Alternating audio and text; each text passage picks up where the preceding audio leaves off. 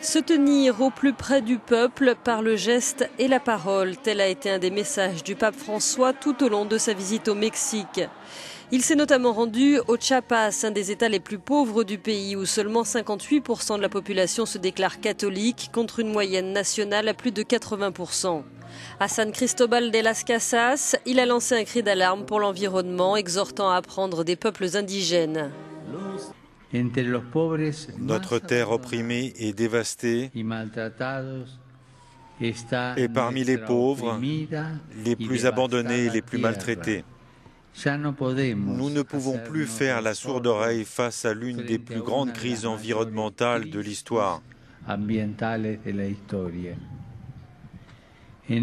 Et par rapport à cela, vous avez beaucoup à nous apprendre. Le pape a reçu des exemplaires de la Bible traduits dans des langues de la culture maya.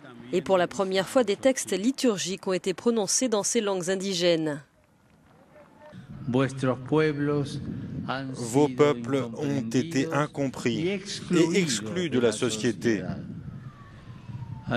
Certains ont jugé inférieures vos valeurs, votre culture et vos traditions.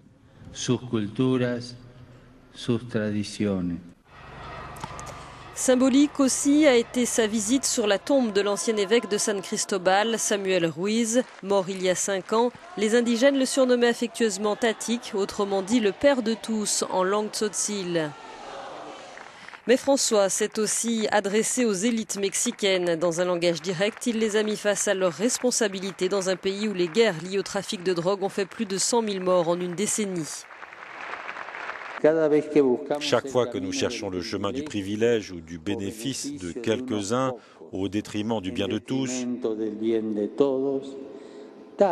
tôt ou tard, la vie en société se transforme en terre fertile pour la corruption, le trafic de drogue, l'exclusion des cultures différentes.